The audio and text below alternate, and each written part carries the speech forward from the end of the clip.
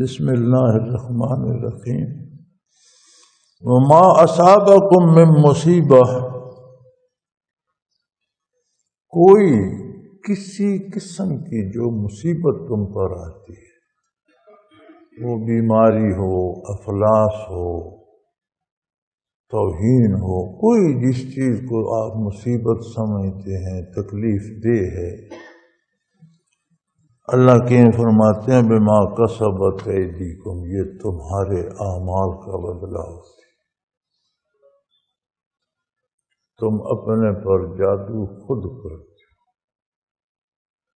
تمہارا کردار جو ہوتا ہے۔ اور فرمایا وَيَعْفُو عَنْ كَثِيرٍ، یہ تو میرا کرم ہے، میں بے شمار کثیر بہت زیادہ گناہ تو معاف کر دیتا، کسی عمل کا نتیجہ بھیج دیتا ہوں کہ تمہیں کچھ خبر ہو کہ ہم کر کے آ رہے ہیں، سارے گناہوں کی سزا نہیں آتی، اللہ بڑے کریم ہیں، تو فرماتے ہیں یعفو عن کثیر، بے شمار بہت زیادہ معاف کر دیتا ہوں، کوئی جادو نہیں کرتا، کوئی حیثیت نہیں جادو کی۔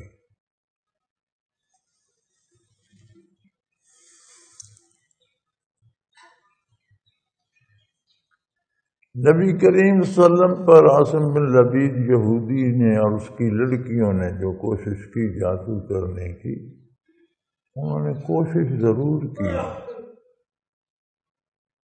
آپ کے بال آئے مبارک لے کر انہیں گریں لگائیں اور پرانی کسی کنگھی میں پھنسا کر پھر انہیں ویران کنویں میں پھینک دیا، لیکن اسی وقت وہی الہی نے حضور کو مطلع کر دیا کہ انہوں نے یہ حرکت کی ہے۔ آپ صلی اللہ علیہ وسلم نے خدام کو بھیجا، کنویں کی نشاندہی بھی کی، یہ بھی بتایا کہ وہاں ایک کوئی پرانی کنگھی ہوگی، اس میں بال اس طرح سے بندھے ہوں گے، وہ نکال کے لے آؤ۔ صحابہ کرام خادم گئے، نکال کے لے آئے۔ آخری معوذتین، آخری 2 صورتیں نازل ہوئیں، ان کی 11 آیات ہیں، ان بالوں کو 11 گریں دی گئی، ایک ایک آیت حضور تلاوت فرماتے جاتے تھے، وہ گرہ کھلتی جاتی۔ اب اس پہ جو حاشیے چڑھائے گئے،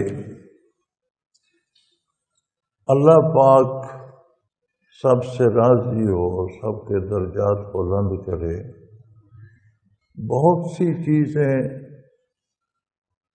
جو اسلام میں نہیں تھیں، یہود کی علماء نے پھیلائیں، جنہیں اسرائیلیات کہتے ہیں، وہ بزرگوں نے نقل کی یہودیوں کے حوالے سے کہ یہ اسرائیلیات ہیں، یہودی یہ کہتے تھے، بعد میں آنے والوں نے ساتھ سے اسرائیلیات یہ ہٹا دیا اور وہ بات آگے چل پڑی کہ یہ ہوا۔ ان باتوں میں ملتا ہے کہ حضور کو بڑی تکلیف ہوئی اور سر میں بڑا درد ہو گیا، یار کو خدا کا خوف کرو۔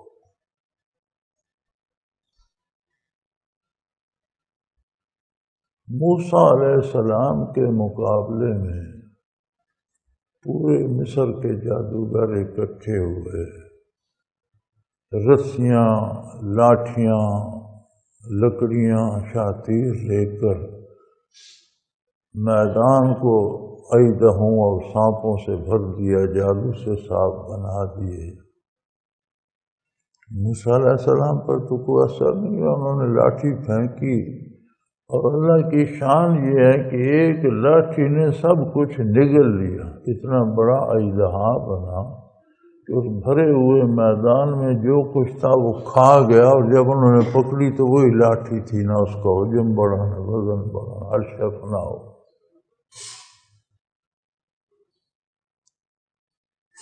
ان پر تو اثر نہیں ہوا، نبی کریم صلی اللہ علیہ وسلم پر ہو گیا۔ اگر آپ سمجھتے ہیں آپ پر جادو ہوا ہے تو آپ اپنے کردار کو دیکھیں. اکثریت 90% تو سود کھا رہی ہے. چھوٹا سا ایک پٹاخہ سود کا چلتے تو کہتے جادو ہوا، یہ نہیں کہتے میں سود کیوں کھا رہا. سارا دن جھوٹ بولا جاتا ہے. ایک دوسرے کو نیچا دکھانے کے لیے کیا نہیں کیا جاتا. آج کے ماحول میں اپنی بھلائی سوچنے سے زیادہ دوسرے کی برائی سوچی جاتی. والدین کو دھکے دیے جاتے ہیں، اولادوں کو حرام کھلا کر پالا جاتا ہے، رشوتیں لی جاتی ہیں. کون سا ظلم ہے جو روا نہیں رکھا جاتا؟ تو کسی کا تھوڑا سا اثر واپس آ جائے تو کہنا یہ جادو ہو گیا. بھی جادو جو کرتے ہیں اپنے آپ پہ خود. اللہ کریم فرماتے ہیں وما انتم بمعجزین فی الارض، کائنات پر، زمین کے نظام میں تم اللہ کو عاجز نہیں کر سکتے کہ اللہ اور چاہتا ہے جادوگر نے اور کر دیا، یہ ممکن نہیں.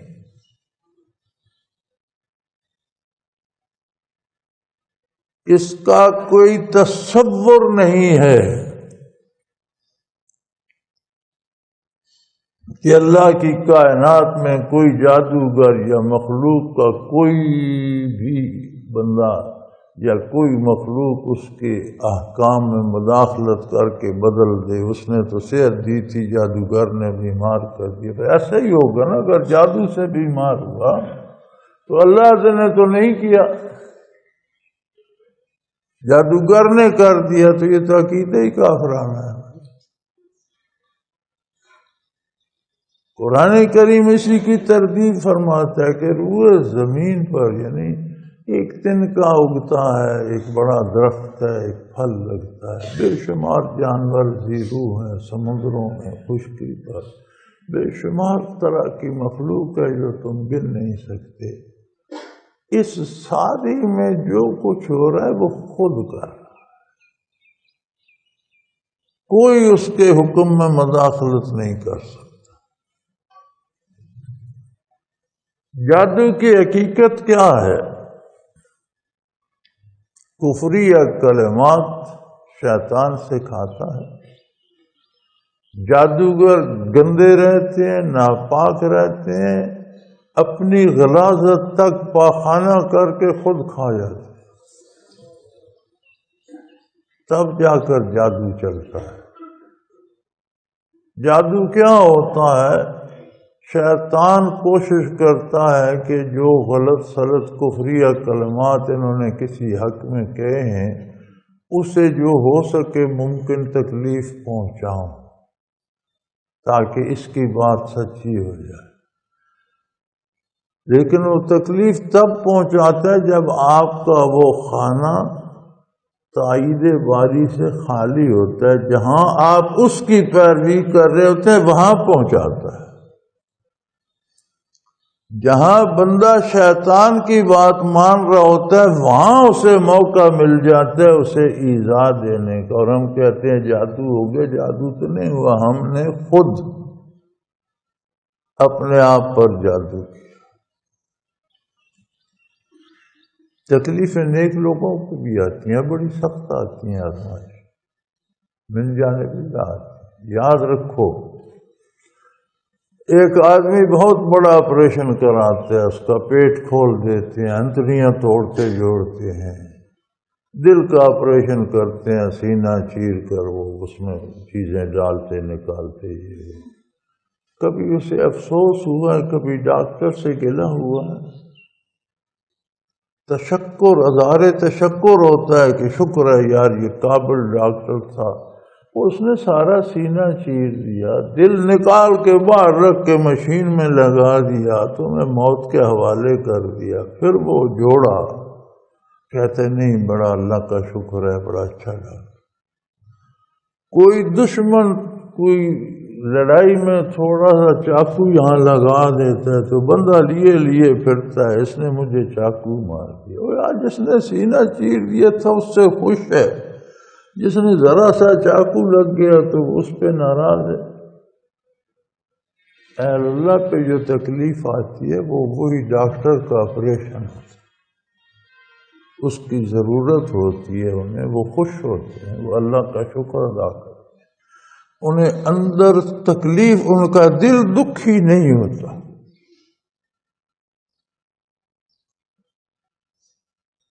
وہ دو طرح کی ہوتی ہے، تلافی مافات ہوتی ہے، جو کمیاں رہ گئی مجاہدے میں وہ پوری ہو جاتی ہے۔ بعض خوش نصیبوں کی ترقی درجات ہوتی ہے، منازل بلند ہوتے ہیں، بعض منازل کے لیے مصیبتیں شرط ہیں، جیسے شہادت کا رتبہ پانے کے لیے قتل ہونا شرط ہے۔ وہی شہید ہوتا ہے جو راہ حق میں جان دیتا ہے، تو گویا شہادت کا مرتبہ پانے کے لیے فزیکلی، جسمانی طور پر قتل ہونا شرط ہے۔ اسی طرح اہل اللہ کے منازل کے لیے بعض تکلیفیں ضروری ہوتی ہیں۔ بعض اوقات جتنے ان کے منازل یا مقامات ہیں اتنا مجاہدہ نہیں کر پاتے، تو وہ تلافی مافات جو کمی رہ جاتی ہے وہ اسے مجاہدہ اضطراری کہتے ہیں۔ لیکن جتنی تکلیفیں اس طرح کی ہوتی ہیں ان میں ان کے دل میں اظہار تشکر ہوتا ہے کہ الحمدللہ یہ علاج بر وقت ہو گیا، شکر ہے یہ کمی کی، انہیں دکھ نہیں ہوتا۔ جو تکلیف گناہ کی وجہ سے آتی ہے وہ تھوڑی بھی ہو تڑپا کے رکھ دیتی ہے، چیخیں نکال دیتی، بندہ حال دہائی مر گیا مارا گیا کرتا رہتا۔ تو کوئی پریشانی آ جائے اور اس سے دکھ ہو تو سمجھ لو میں نے غلطی کی تھی، توبہ کرو، اس کا علاج فوری علاج ہے، توبہ کرو۔ یا اللہ میں نہیں جانتا کس گناہ کی سزا ہے، لیکن میں ہر گناہ سے توبہ کرتا ہوں، میں پوری کوشش کروں گا کہ تیری حکم عدولی نہ ہو، تیرے نبی کا صلی اللہ علیہ وسلم اتباع نہ چھوٹے۔ یہ پہلا علاج ہے۔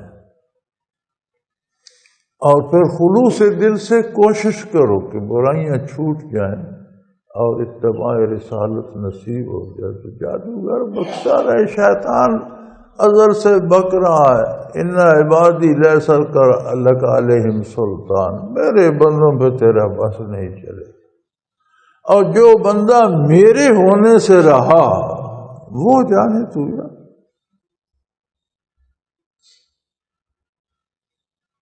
اور یہ شیطان کا قول بھی قرآن میں ملتا ہے کہ اللہ تیرے بندوں پہ تو میرا بس نہیں چلے گا، جو تیرا نہیں بنے گا اس سے میں بنا کے رکھوں۔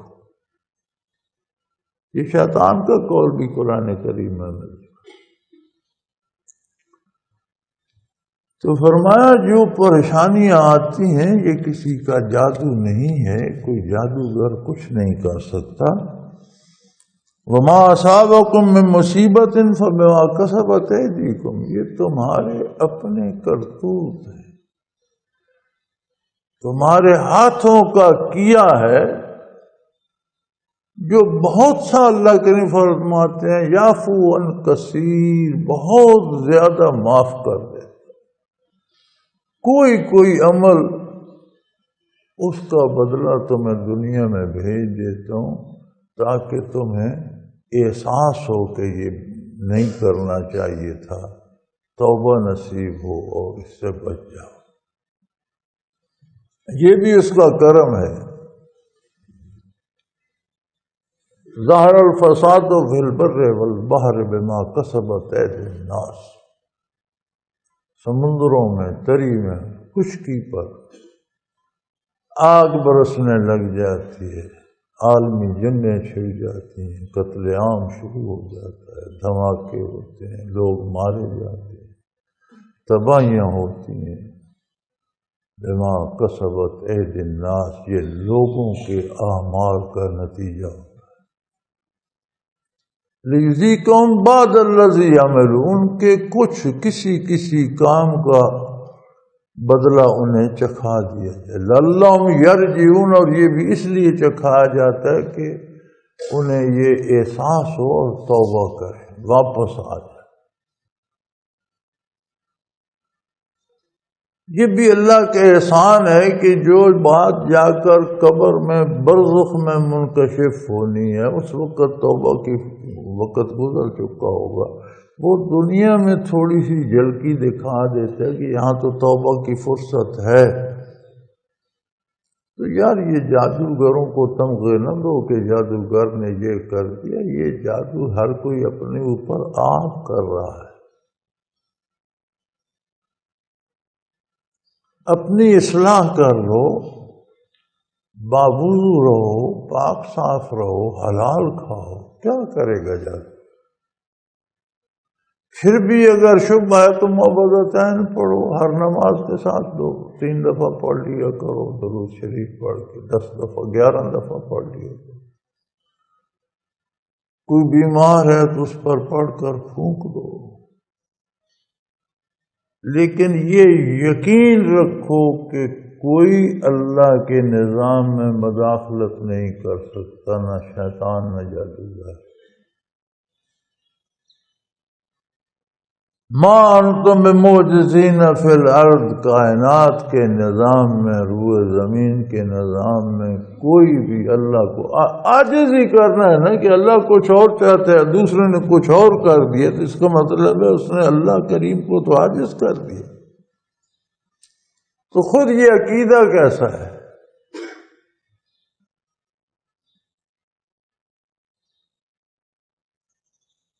اگر تکلیف آتی ہے تو اللہ کریم فرماتے ہیں اپنے کردار پہ غور کر، تو نے کہاں کیا کیا غلطیاں کی ہیں۔ اگر ساری غلطیوں کا بدلہ بھیج دوں تو تیرا تو نشان بھی نہ ملے، کسی کا بھیجتا ہوں، اس سے بھی مقصد تیری بھلائی ہوتی ہے کہ تجھے پتہ تو چلے یہ جو میں کھا رہا ہوں اس کا نتیجہ کیا ہوگا۔ آخرت میں تو جب موت آئے گی، جب آنکھ بند ہوگی تو آنکھ کھل جائے گی، سب کچھ سامنے ہوگا۔ اس سے پہلے کوئی جھلکی دکھا دی جائے، یہ اس کا احسان ہے۔ لعلہم یرجعون، تاکہ لوگ واپس آ سکیں، توبہ کر سکیں، معافی مانگ سکیں، ان سے بخشش حاصل کریں، نیکی اپنائیں، نیک راہ پہ چلیں۔ تو میرا آج بھی یہی عقیدہ ہے، ایمان ہے کہ اللہ کی کائنات میں کوئی جادوگر، کوئی دوسرا تیسرا، کوئی قاتل، کوئی دہشت گرد، کوئی ڈاکو مداخلت نہیں کر سکتا۔ اگر کرتا ہے تو یہ کوتاہی ہمارے کسی جرم کی سزا۔ یہ کہ 2 علاج ہیں، پھوڑا نکل آتے تو اس کے 2 علاج ہیں۔ خون خراب ہے تو جسم پہ پھوڑے نکلتے، پھوڑے کو چیرو، آپریشن کرو، مواد نکال دو، اس پر پٹی باندھو، ٹھیک ہو جائے گا۔ لیکن خون صاف نہیں ہوگا تو ایک ٹھیک ہوگا 10 اور نکل آئے۔ مستقل علاج یہ ہے کہ خون کو صاف کرو۔ ما اصابکم میں کوئی کسی طرح کی مصیبت جو تم پہ آتی ہے، فبما کسبت ایدیکم، یہ تمہارے ہاتھوں کا کیا طرح۔ اسی طرح ہمارے اعمال میں سے کوئی بلا ہم پر آ جاتی، ہم کہتے فلاں نے یا پڑوسن نے کر دیا، ساس پر بہو نے کر دیا، بہو پر ساس نے، خدا کا خوف کرو یار۔ اللہ کریم کے ہاں ویسے مجرم بنتے ہو، پریشانیاں ویسے آ جاتی ہیں دل میں، اور خراب حال ویسے ہوتے ہو، اپنا تلاش کرو یہ پریشانی کیوں ہے۔ اور جو مصیبت اللہ کی طرف سے تلافی مافات یا ترقی درجات کے لیے آتی ہے، وہ دل کا آپریشن ہے، اس میں پریشانی نہیں ہوتی، اظہار تشکر ہوتا ہے۔ وہ اللہ کا بندہ کہتا ہے اللہ کا شکر ہے، یہی میری ضرورت ہوگی، اللہ نے یہ بھیج دی۔ اللہ سے دعا کرتا ہے کہ اللہ میں کمزور ہوں، مجھے صحت دے دے، لیکن اسے شکوہ نہیں ہوتا۔ جو وار دشمن کرتا ہے اس آپریشن سے تھوڑا زخم ہو تو بھی بندہ چیختا ہے، پرچے دیتا ہے، پولیس میں جاتا ہے، عدالت میں جاتا ہے۔ وہ جس نے سینہ چیر دیا اس کے خلاف کوئی شکایت نہیں، جس نے تھوڑا سا زخم لگایا اس کے خلاف پولیس میں چلے گئے۔ یہی حال کردار کا ہوتا ہے۔ وآخر دعوانا ان الحمد للہ رب العالمین۔